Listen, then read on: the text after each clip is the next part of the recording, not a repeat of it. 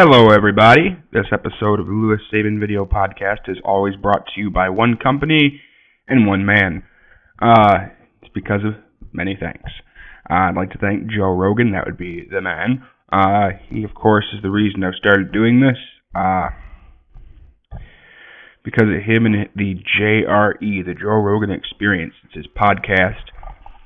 It is on Ustream and on iTunes. It's a beautiful, beautiful podcast. It's lovely to listen to. He does fight companions. He has multiple guests on. And he's just a funny, funny man. Definitely give that a shot. And always, big thanks also out to Zions. I am not sponsored by either of these companies, but I am a huge fan. Zions is delicious. It's the best energy drink I have ever had. It is vitamin fortified, all natural flavors and colors. It's a performance energy drink. You don't get the crash, you don't get the jitters. It is fantastic. It's natural energy. That's how it feels anyway.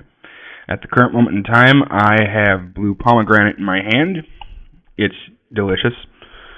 And, like I said, I'm not sponsored by any of these guys. Just big fans. And, let's crack this baby open.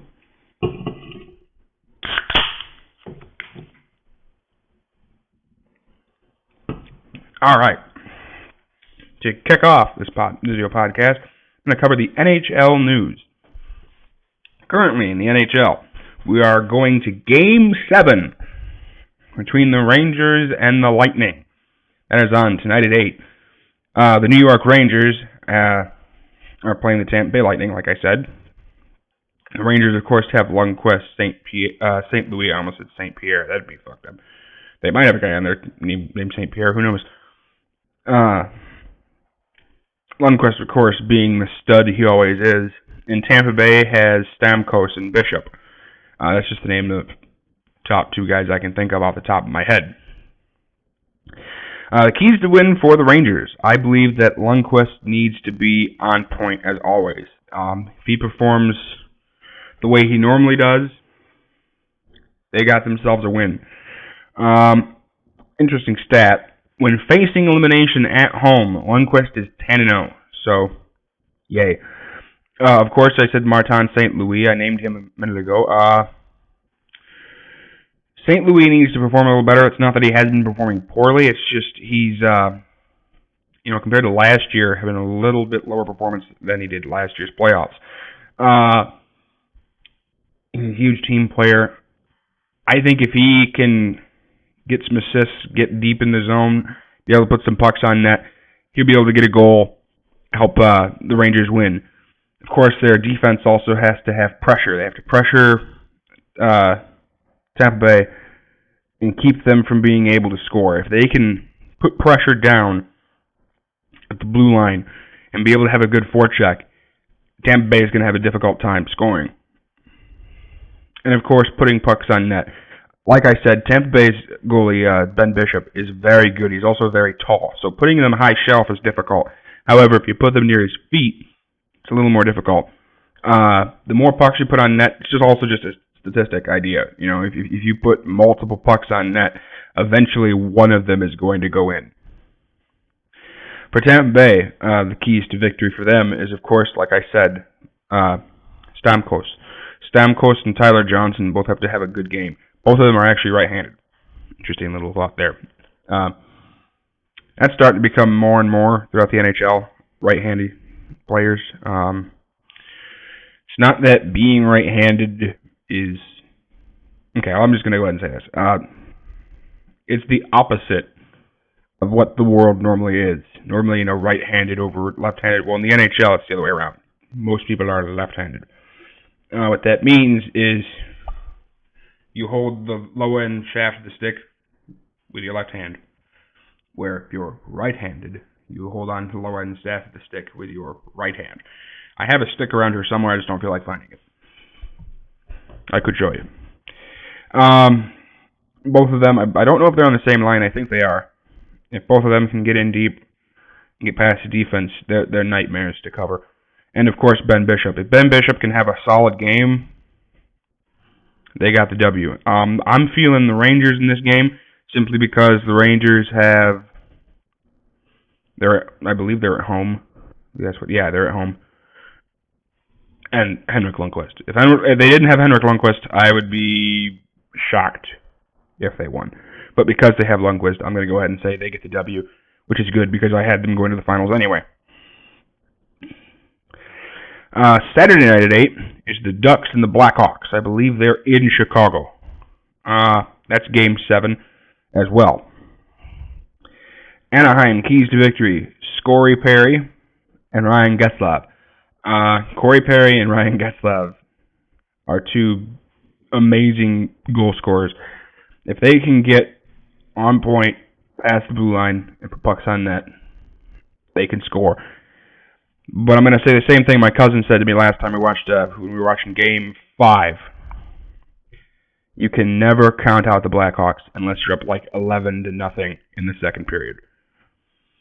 So they have to also clamp down on their defense. They can clamp down in front of their goaltender, Anderson, who I don't think is going to... He's been doing okay.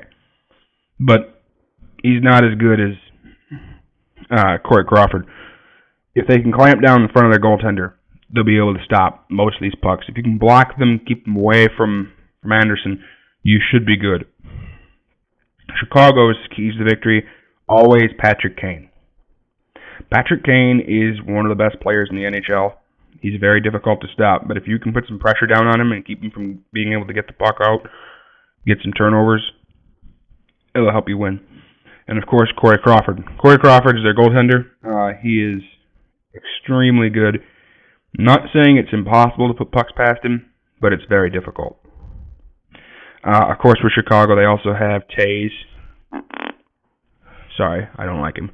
Actually, I just, in general, don't like Chicago. That's what happens when you're a Detroit fan. They're always going to be on my shit list. Kane, Taves, Seabrook. Johnny Oduya is not a huge threat, but he is a threat still. Hossa. Yeah, that still hurts to say his name. Let me think here. What's the other guy I'm trying to think of? Seabrook, Patrick Kane, Jonathan Taves, Badlock Hossa, and I forget. They just have a who's name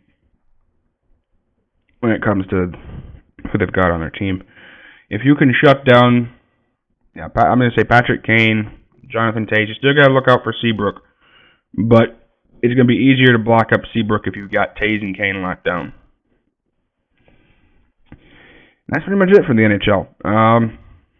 Not a whole lot's going on. Like I said, just going into the finals. I have Tampa Bay losing, and I have the Blackhawks losing. So for the finals, I have the Rangers against the Ducks, and I have the Rangers winning it in 5.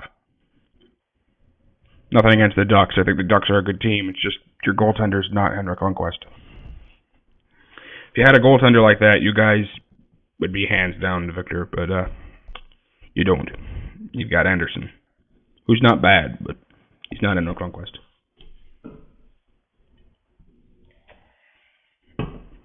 Moving on. Yeah, for the first time ever, I wrote shit down. I can turn the page correctly. In NFL, the NFL news. Currently, there's a problem with the Adrian Peterson and the Vikings. Adrian Peterson, of course, is having a Twitter war, which I'm just going to go ahead and say this. Trying to get any point across on Twitter is a dumb idea because you can't. It's not that people won't listen to you. You just can't get any ideas across. This whole 140 characters thing is bullshit, and I have a Twitter, and I hate it. Well, that's how people interact, evidently, now, so...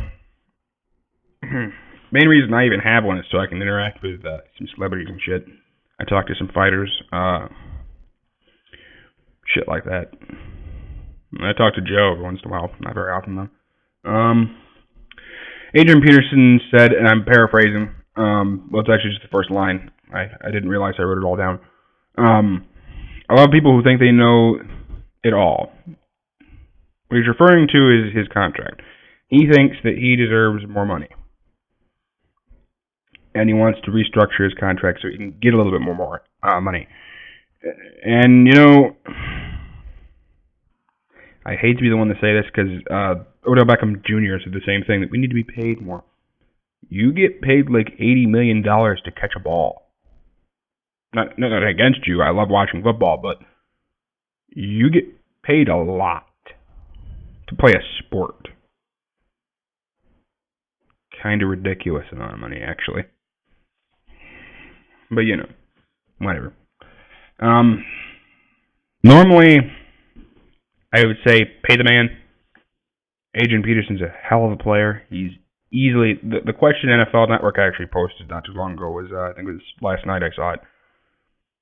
Is Adrian Peterson top three? Top three running back? And I said no. He's not top three. He's the best. He's the best running back in the league right now. He's got really good speed. He can run you over if he wants to. He's the top running back in the league. But the problem is his contract. He wants more money. Here's where I have a problem. Last season, I gotta think how to word this. He was arrested for child abuse. He beat his son with a switch, his 4-year-old son, I believe. First of all, I'm all for disciplining your kids, but you went a little far. I agree with what Reggie Bush had to say about the incident, and that is disciplining your children is fine. You should be able to do that. However, I don't agree with the extent in which he took it and how far he went. Getting a switch and beating your child is a little far. Spanking them, okay, I get you, no problem. Now, I've been advised that this is common in Texas, which is where he's from. So, I mean, I don't know. I didn't grow up in Texas. I grew up here in Michigan, where we don't beat your kids with a switch. But I felt that 4, that's a little extreme. Actually, a little extreme regardless of age. But especially for a 4-year-old. Like, if they're 10 and they fuck up, I could see smacking them around a little bit. I'm pissing off so many people by saying this, I'm sure. But, you know, there's a difference between disciplining and beating the shit out of your kid. In this case, he was just beating the shit out of his kid, which I found just pointless and unnecessary. But moreover, with his money option, he got paid last season. He played 1 game. He didn't play. And you got paid, it was either 11 or 12.75 million after the NFL took its bit from it. It ended up being like $8 million to play 1 game. Why are you complaining? You've made like $75 million while playing for the NFL. You should have been able to pay your lawyer. I mean, I understand if that's the problem. You should have been able to pay your legal fees with your money. You have a lot of it. But, you know, I find it kind of ridiculous. That's what he wants. Nothing against Adrian Peterson, but really, you make quite a bit. You made a significant sum of money. You should probably leave it at that. Especially with the fact that you got paid last season to play 1 game. Yeah, kind of ridiculous. In the words of Harry Potter, ridiculous.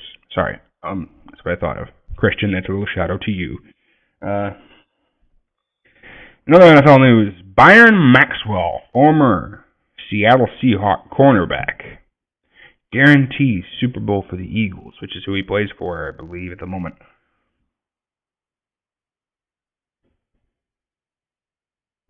Aren't you missing key parts to your team? I'll get to that in a minute, because I have another part on it.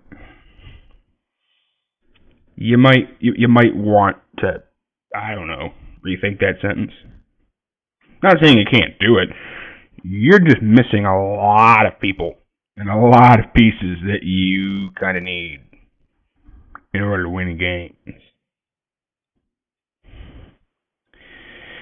Michael Vick is looking for, and I quote, another chance at the NFL. You know, he obviously played for the Falcons.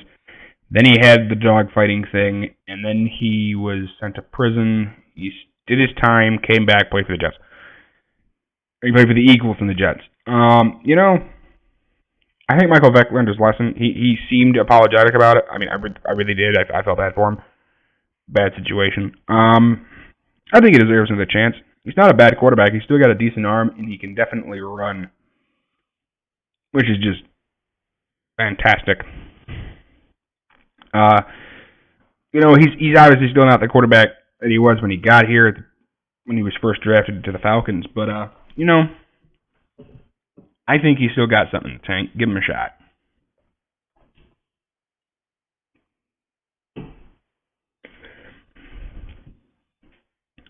I was just thinking maybe he'd go to Tennessee, but that's right. They got Zach Mettenberger, who I think really deserves a shot.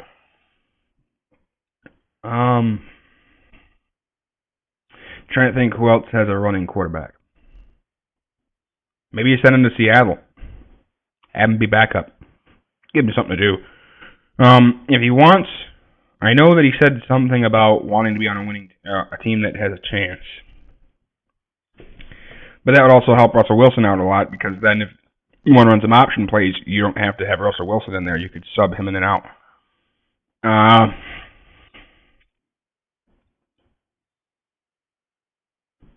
Send him back to Philadelphia. That work.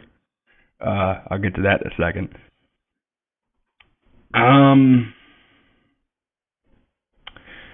know where else you could really send him. I mean, he could go anywhere, but, you know, that would definitely need him. Well, not Seattle. Seattle doesn't definitely need him, but it'd be a good spot for him to go. Maybe Miami, but they've got Tannehill. They really don't need a quarterback. I don't know. Hopefully he goes somewhere where they'll use him, though, because, you know, I really feel for the guy. You know, he made that one mistake, and people make mistakes, and now he's hasn't done anything. You know, he's stayed out of trouble. So, best of luck to Michael Vick, and hopefully somebody finds him. And now, like I said with Byron Maxwell, I probably should have wrote this in afterwards, but the way I was reading it, it ended up being the next thing. Mark Sanchez says everyone wants to be the starter in his team. Okay, allow me to list off Eagles quarterbacks here for just a second. By the way, this is Mark Sanchez talking. What has Mark Sanchez ever done besides lose games, first of all? Secondly, here's their quarterbacks. The Eagles have Sam Bradford, bust. Tim Tebow, who I think can still do something in the NFL. Matt Barkley, who we've never seen play. He's from the University of Southern California. And Mark Sanchez. Okay, let's discuss this for a second. First, Mark Sanchez. He was brought in last year as the backup. Foles gets hurt. Sanchez wins one game. And everybody, oh, he's the savior of Philadelphia. Yeah, what happened next? Didn't he lose like the next 18 games he played? I know they only play 17-game season, but that's not, or 16 games, 17 weeks. That's not the point. He lost like the next 8 games. Yeah, Mark Sanchez sucks. He's not worth it. Get rid of him. Do yourselves a favor. Save money. Matt Barkley, I don't know anything about him. I watched a little bit of him in college. Since I'm a Notre Dame fan, you know, I don't watch a lot of Southern Cal. And also because they're not in my marketplace. Bradford, I don't think he can do anything in your system. Nothing against Sam Bradford. I think he's a decent quarterback. The problem is he tore his ACL for the second time. It's going to be very difficult for him to come back from that injury.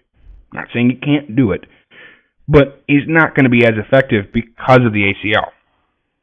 So, you know, I don't know. I'm immediately thinking, you know, maybe keep him as a backup for now. Make sure he's 100% before you try to play him. And I don't mean like 98 and go, he's good, he's fine. No, I mean 100%. Maybe give him another year off. And then, of course, they have Tim Tebow.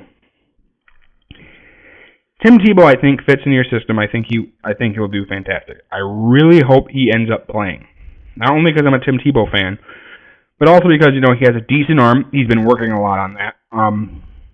According to a report I read, he went back to Florida to work with his old throwing coach. That's my dog, by the way, in case you heard that.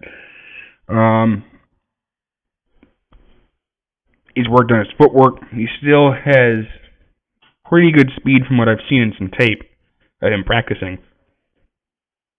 I figure, why don't you give him his shot, see what happens. Worst case, it doesn't work. Okay. Now, of course, what I was saying earlier, you're missing quite a few key pieces. You lost Jeremy Maclin, big receiver. Last year, you traded Deshaun Jackson, which was a confusion to everybody. Either released him or they traded him. Anyway, he plays for the Redskins now.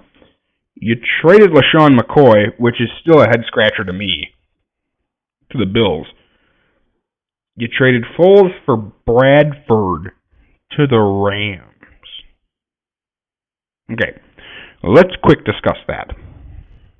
What the fuck? First of all. Secondly, what did you see in this trade? This is a serious head-scratcher also. You traded Nick Foles, who's a pretty good quarterback. He's got really good arm strength, for an injured Sam Bradford. Oh, and you also gave away a 4th rounder and a 2nd rounder for next year. I think the 2nd rounder is a conditional pick. Anybody got an answer for that one? Because I don't get it. I'm seriously confused. What the fuck, Chip? I still don't get it. I don't understand that move at all. Of course, you also lost Trent Cole, and they also lost Corey Williams. Yeah, you're missing a linebacker who's, I admit, getting up there in age, but he's still effective. Of course, they got Kiko Alonso. That's the trade with the Bills. But still, you gave away LaShawn McCoy. We got DeMarco Murray. I give you credit. You got DeMarco Murray. But you let go of LaShawn McCoy. Again, cost effective. Here's where you were. Here's where you are now. In quarterbacks, here's where you were before. Here's where you are now. With Tebow, you're like, there. I just don't get it. And then, of course, there's the situation with Riley Cooper, who's the only receiver with the exception of, I believe it's, I always fuck up his name, Matthews. That's from your original squad. And Cooper's got a lot of issues. Number one, I don't think he's a game-changing receiver. Not that I don't think he can work. I think you put him in a good system, he'll do his job. But he's already got issues with players on the field. Now, I don't have the full story on this next part, but supposedly he said the N-word at some point. I don't know what context. I was trying to find it, and from what I saw, it sounded like he was at a concert and he was referring to something else. That could be the wrong thing. He was counseled for 3 days or 4 days, and then allowed back. Okay, first of all, I agree. Should he have been counseled maybe a little longer as to, dude, you need to keep this on the down low when you use that word, if you ever use that word. Of course. But at the same time, it depends on the context in which you used it.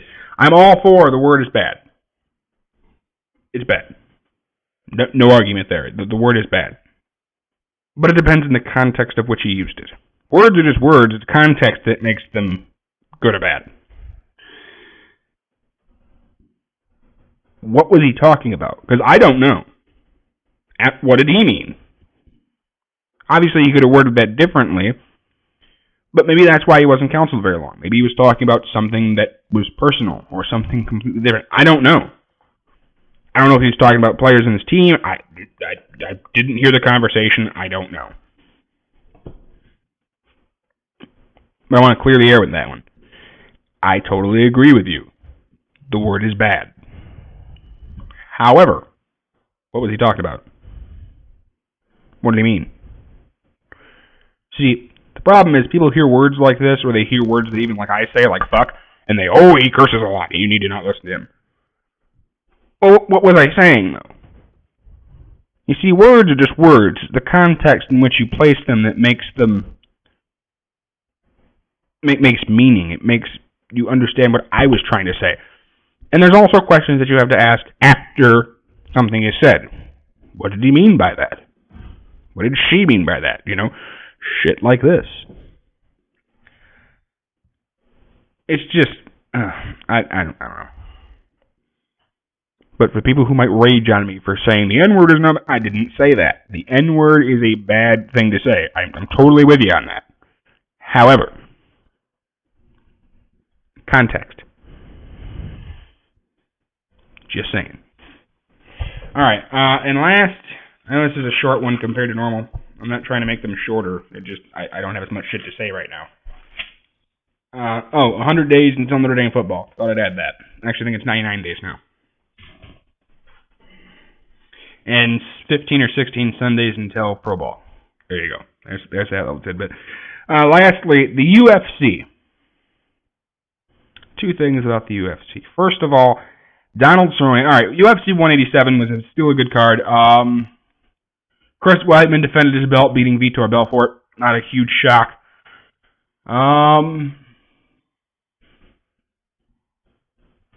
Anthony Johnson got beat by Daniel Cormier. Daniel Cormier is currently the light heavyweight champion. I'm trying to think of anything really big transpired, really. Donald Cerrone did beat, as I said, John McDessie. Pretty much everybody saw that coming. Donald Cerrone is getting a title shot. He'll be fighting Rafael dos Anjos. That hasn't been released as to what date that will be, but it has been confirmed he will be the next guy to get a title shot. Andrei Arlovsky beat Travis Hoppa Brown. Well, he didn't just beat him; he demolished him. It was a beautiful, beautiful punch to the jaw. Yeah. Oh, speaking of punches to the jaw, Donald Cerrone was actually a head kick. Broke John McDessie's jaw. A lot of people who know nothing about mixed martial arts, which piss me off whenever they comment about anything. Oh, he called timeout. Ha ha. No, he was verbally tapping. He broke his jaw. You don't want to get punched ever after that. Well, I'm sure, later in competition you don't mind, but during that fight, you don't want to get punched after that. Fuck it. I'm done. Screw this. Stop. That's what that was. The next thing I'd like to cover in the UFC, which is truly the final thing, is the UFC Rebook deal. I know very little about the Rebook deal. I don't know if it's been reworded. I'm not in on the negotiations. From what I've heard, it is a complete and utter ass-fucking of the fighters. They're not allowed to wear their own sponsors. They're not allowed to have their sponsors on them. You can only have Reebok on you. I don't know where Reebok was in the early days of the UFC, but yeah, people have always had whatever the fuck sponsor they want on their shit. I hope that they change that deal. Sorry, I thought my nose was bleeding. It's not.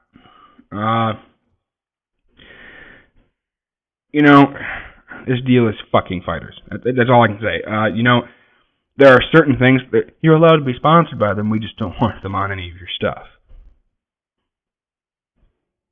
So now they're all going to be wearing Reebok shorts that say Reebok on them, from what I've read.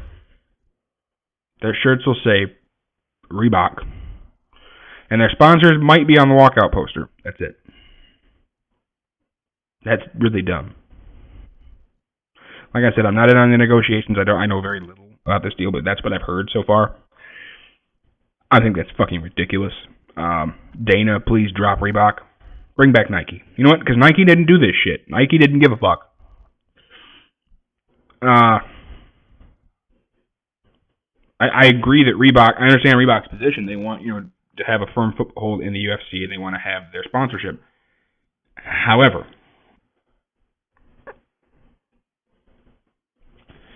you should allow fighters to be sponsored by their people. Muscle Farm should be allowed to be on there. I think they may have been one of the negotiating teams to be able to get on their shit. MMA Elite. In the case, I'll go ahead and cover Donald Cerrone for this.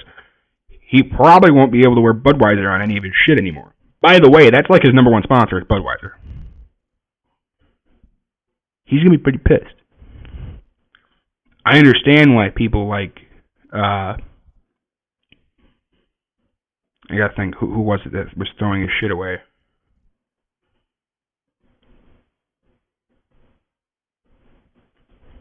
Now would be a good time to tune in the Jeopardy music as I try to think of this guy's name. Now that I'm trying to think of it, I can't come up with it.